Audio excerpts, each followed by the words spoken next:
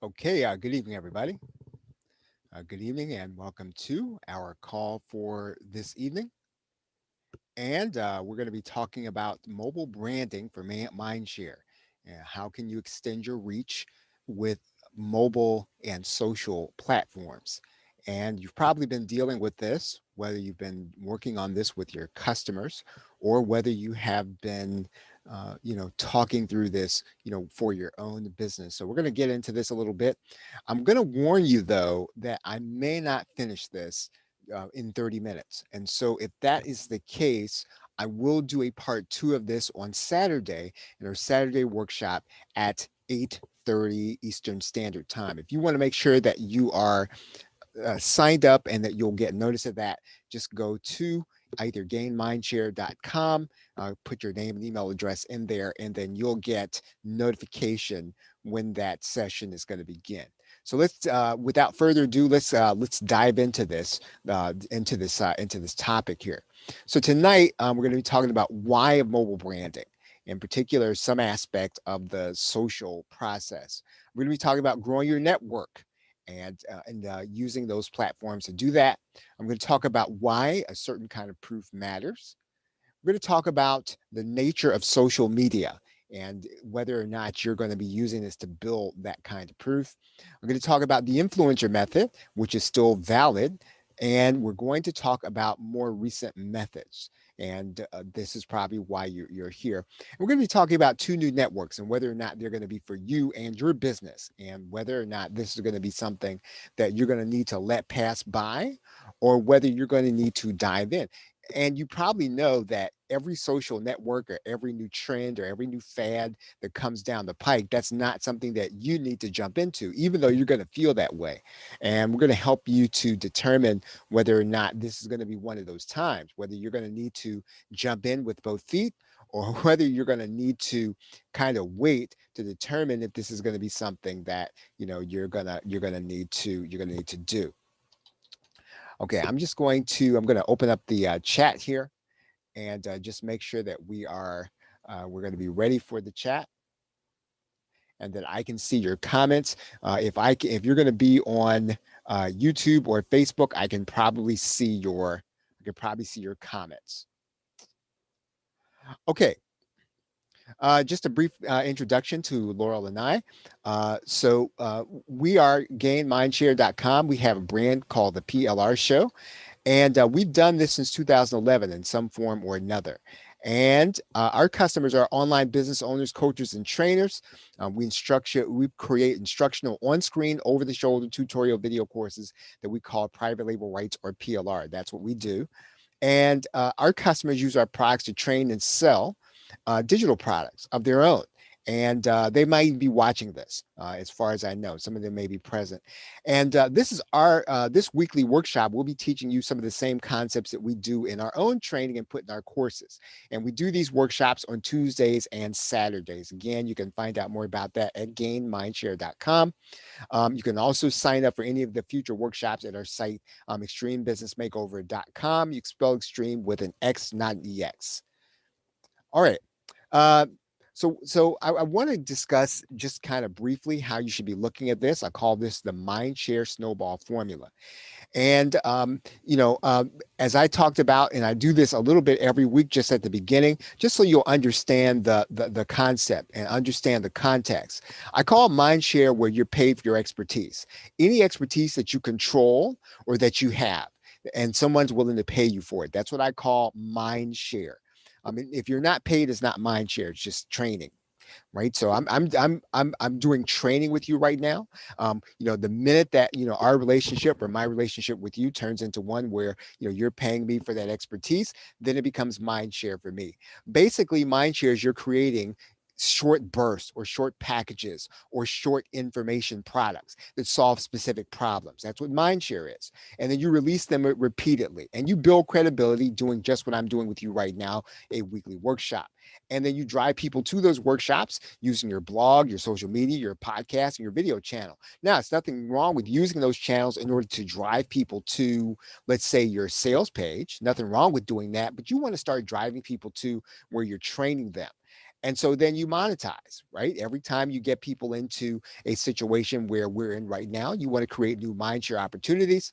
You want to invite those buyers to pay you for all of your mind share by giving them a monthly fee, right? That's what mind share is. And then you want to invite a few people to your highest fee level that you're coaching. And then you want to provide opportunities for partners to participate with you and share some of the revenue with you in exchange for bringing you new customers. And then you want to recruit and train those people, right? And you want to weed out those people that don't represent you very well. And then so basically, I call this a snowball because the thing that snowball and grows are your customers, your revenue, your affiliates, your list, and your audience with every single product release that you do. So the question is going to be now, how do you find these people that can impact the process? How do you find, how do you broaden out these areas where you can impact, this kind of process? Let's talk about growing your network for a minute. And so one of the most important networks that you're going to have in generating sales, whether it's for your digital products, is going to be social proof, right? Social proof is basically where people will publicly say that you're effective, right? Or that they like what you're doing. They like your expertise. They're willing to pay for it. And they're willing to go out publicly and say this, whether it's, some people call this a testimonial, whether they do it in a review fashion. Basically, your network grows every time you have people that will say, hey, this is a good company. This is a good person that we want to deal with. And this is why this matters. You want to give your buyers a call to action to make purchases, right? And one of the ways in which you do that effectively is that you have other people that say, hey, you know what? You're making a good decision when you buy from this person, right? And that's why social proof matters. It matters also because, when you're talking about and you're getting people to basically say that your advice is worth following. And dealing with you is worth doing. It's worth people's time. And so you really do want to have this kind of attestation. You want to have people publicly saying that, hey, people should be dealing and doing business with you. And you can already be an expert. And really being an expert, quite honestly, isn't the whole entire point. Really, until a third party says you're an expert, you could be exceedingly smart. You could be exceedingly competent, but really until someone else says that you could be a well-kept secret. And that's even if you're getting business, even if you're getting customers, you could be a well-kept secret until other people are willing to say, hey, you know what, this person knows what they are talking about. So let's talk a little bit more about why this kind of proof or why this kind of expertise, why this kind of attestation really matters. Social proof allows you to charge more, right? Basically, whatever you're worth, I mean, you're given more of a product. Social proof allows you to charge more, right? So in other words, when someone else says that doing business with you is worth it, you are then going to be able to ask more because basically you're going to have more status. And the fact of the matter is, you have more status associated with your brand. You're going to be able to ask people more for it. If I were to write a book on public relations, I could probably write one competently. But if Oprah were to write one, you'd buy it more than likely, not just because of her expertise, but because, she's got more status in a lot of cases. And you can see this in your own business, and you'll see this probably based on what you have on your bookshelf, or basically what you have purchased in information products, or basically even something that you might purchase as a consumer product. It could be the very same thing that other people are charging a significant amount more for because they have more status, that you will have purchased it. And so the market might refuse to pay what you're worth because you're not known entity, right? Until you become that known entity that people will want to pay more for, you might have to stay at a certain price level, right? And that's just the fact of life. And that's really some of the reasons why a lot of us do more social media. We're trying to make sure that we're known. And social proof really does help buyers to justify to themselves that your assistance is going to be worth it, right? Think about that, right? The more status that you have, what it does for people is it helps them during the sales process to justify to themselves that your assistance is going to be worth it. And that's really what you want to have. You want to make sure that testimonials are going to be part of any sales presentation. So that's whether or not you're just doing copywriting, whatever you're doing, you're always going to have good testimonials in there. And because testimonials are part of direct response, you're part of any good sales presentation. And so you want to have them at every level, at every stage of your business. And this is why, really, this is just as an aside, I kind of threw this in there. One of the things that, is the most heavily regulated when it comes to marketers and when it comes to people selling things are going to be testimonials, because people understand they are just that powerful. And so the law even says, hey, you've got to do these things in a certain way because we know and understand just how powerful these things are. Right now, so you'll probably have seen that people kind of run to social media as a result of that, right? And really, social media is very noisy as a result. Um, the first place people go is going to be social media to establish credibility. You've probably done it. I've done it because, again, people, it doesn't cost you anything. Right. So everybody's going to be there. It doesn't cost anything to post on Facebook or YouTube or any of those social networks. And so there's going to be a lot of people there, and it's going to be noisy because it's free. It doesn't cost anything to have a social media account. It's well populated. It's well populated on the customer side. Your customers are very likely to be on at least one of your social media channels, and it's well populated by your competition or people who have businesses or products or people that you partner with just like you. So social media is going to be people shouting to get their message across. So it's going to be well populated. People are going to have a Facebook or an Instagram account. If they don't have that, they're going to have access to YouTube or Twitter or some social media. It's also visual. So in other words, not only are you struggling to get your message across where it is going to be visual, where it's going to be where people are going to be shouting, it's also going to be visual. And so the fact that anybody can post there means that you're going to struggle to get your message over and above all that noise. Right? That's just going to be a fact of the matter. That's going to be a fact to it. And you're going to also be in competition with people's attention span, while you are also seeking to establish your own brand.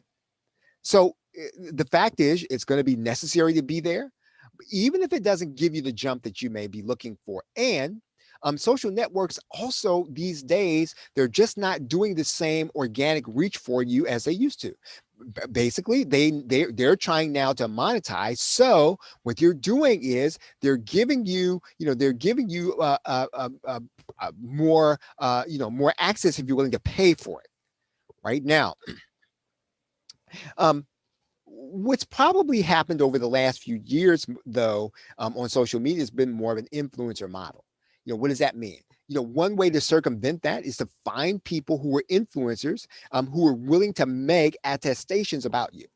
So in other words, some people have figured out, well, hey, I'm going to skip that part of the process where I'm going to try to influence the masses. I'm going to get people who have influence over the masses, and I'm going to get them to do my attestation, because that's a shorter route. That's probably, even though it may not be easier to get the influencers, it is a more direct route to get social media mention. And so this is probably something that you've seen on Instagram or Twitter, or maybe you've probably invested in this. And basically what you're doing is you're establishing relationships with individuals over time. Some people, you're just going to go straight up to them, but other people, you're going to establish those relationships with them over time. And they're going to then start sharing your content with or your comments. Right. So again, it's not necessarily going to be, quid quo quo. But if you've got a relationship with them, they're going to be willing then to share your content, your comments. And so, they do this in the form of likes and retweets, and it's a way that you get credibility. And so people have done this over time. The problem, though, is that it doesn't always lead to the influencers. And so people don't necessarily get a chance to experience your expertise. And so this strategy, while it's effective, it hasn't grown in its ability, right? So it's not necessarily all that popular because people who do it, they sort of do it and they do it well. And then those people who don't engage in that strategy, they sort of leave it to the people who do. Um, so let's talk about some of the more recent networks and developments, right? Um, in 19 without going into great detail, you've probably heard about Clubhouse and TikTok, right? These are more recent developments, and that's happened over the course of 2019 and 2020. Some people gravitate toward TikTok, which is more visual. Other people gravitate toward Clubhouse, which is more visual. Now, here's the question, right? In all of this is whether or not you should be using these networks, right? Now, here's the thing about Clubhouse. As of the recording of this session, right, you need to be invited by Clubhouse, and so you need to have an iPhone, even though that's going to be about to change. They're going to have it so that you can attend, even if you are going to be, even if you've got Android. And what Clubhouse does extremely well is going to give you the opportunity to enter spaces where the individuals are going to be the ones you want to influence. So basically, you're going to have a chance to speak, and people are going to have the opportunity to hear you. So you're not going to have to prove that you have expertise. You're going to have the opportunity to speak and to give enlightenment, and you're going to be able to basically say, you're going to basically going to be able to teach people at your level, and people are going to hear that you have this level of expertise. Now, if you're going to be more, if you're more the kind of person and you are creative as a conversationalist, it's going to be a good way to reach more customers as well as those influencers that you typically would struggle to do so under Twitter. And you can see that network at joinclubhouse.com. Now, should you use TikTok? Now, TikTok is an entirely different audience, right? It's possible to create a unique place to meet your customers. And basically, if you're the kind of person you're more creative on video, you can use your mobile device, right, to engage people face to face. That's what Clubhouse is. And there's no limit to the kind of videos you can create. So if you can create the kind of more creative things using your mobile device, this could be your network. Now, the medium, and because it's more visual, it's going to have things that are going to be a little more unusual. So if you've got something and it doesn't necessarily fit into a category, it's possible to grow an audience of people that you can reach on TikTok. And the question is now going to be, should you be on Clubhouse or TikTok? Which should you do? You probably should be investigating both. And so what I like calling this making the mind share leap. How do you find out whether or not you can connect one of these networks to generating revenue? That's going to be the question, right? Because the thing about social networks is you could get sucked in to low ROI activity. It could feel good, but it doesn't produce any revenue. And you probably don't have a lot of time to do so by reading through every blog and watching YouTube videos on every subject. Now, we do have a course that'll walk you through both platforms to give you an informed start. You'll be able to get on these networks and join semi-anonymously. If it's not for you, you can shut it down without destroying your brand. And because the key to these things is getting started quickly, right? While staying at work, making and producing the thing that you do well. And you can always take the videos that we do and give them over to a staff person to get you integrated on both networks. Okay, so we'll tell you more about this course. Make sure that you are getting our daily newsletter. You can do that at thegamemindshare.com/daily training. We do workshops on Tuesday and Saturday. And if this has benefited you in any way, hope that you will go over to the plrshow.com/shout. Okay, any questions? Any questions? If you have questions, feel free to write them there in the question box. Any questions?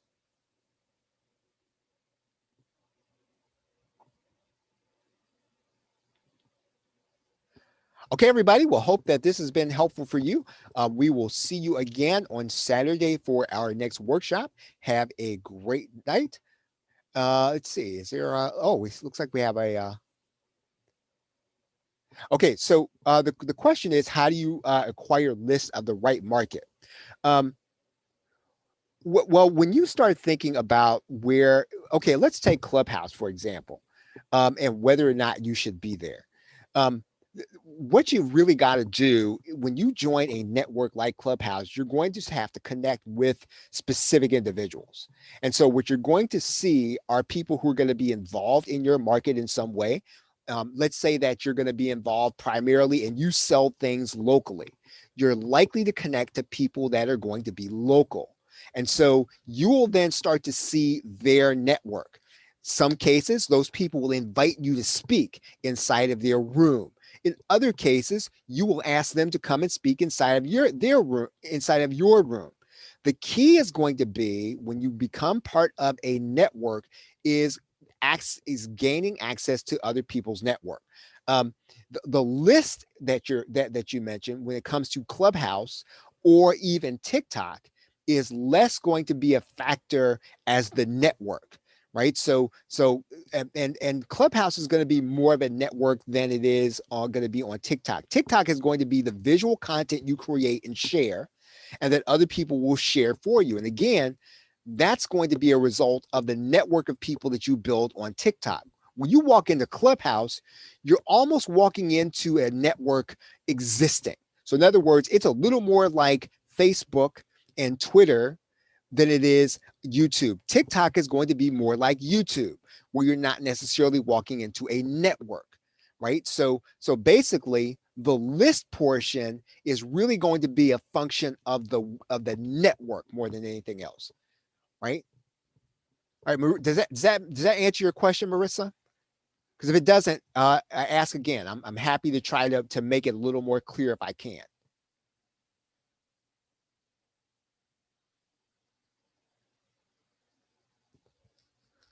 Because you're going to join Clubhouse, and you're going to join Clubhouse basically by invitation. Are you part of one of the networks, either TikTok or Clubhouse? Okay. Um, so let's say that you join, you've got an iPhone, and you decide to sign up for Clubhouse. Um, First of all, you would get an invitation from someone who knows you, and what you'll almost instantly see is going to be the number of people that person is connected to. If that person is active and they're going to certain rooms and they've joined groups, you'll be able to see those groups. In some cases, depending on what you sell, the groups that person has already become a part of will be relevant to you. In other cases, the groups that they're a part of won't be relevant to you. So what you'll see then, you'll start to see all the people that person is connected to, and you can start to choose those areas in Clubhouse that are going to be relevant to you. Sometimes you're going to be geographically relevant. So in other words, maybe they're geographic to Central PA, or maybe they're geographic to Pennsylvania or East Coast. It's all going to vary, but it's going to be exactly like Facebook in that you will then start to look for people who are relevant to your network. Because when you get inside of one of the groups, you will have built a bio, and we show you how to do this in the course. You will have built a bio that's going to say, hey, I'm so and so, here's my area of expertise. You can then start to see that people can then say, well, hey, if you've got this level of expertise, maybe I'm going to have you speak in my room.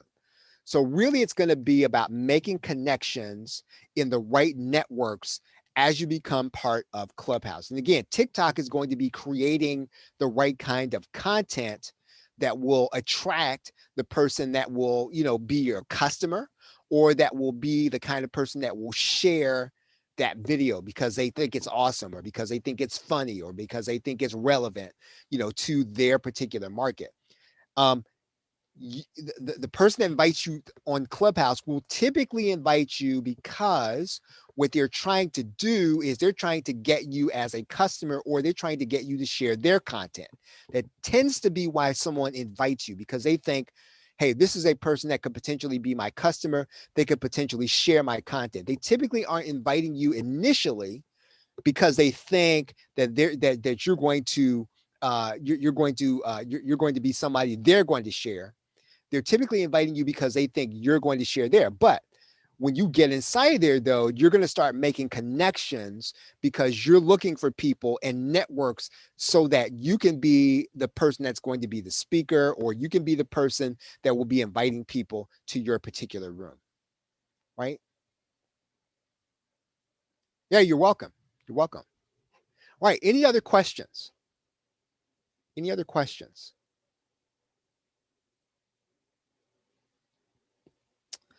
Okay, everybody. Well, on Saturday, we are going to get together again. I will post the subject later on this evening or tomorrow. Looking forward to getting back together with y'all again. Have a great night and a pleasant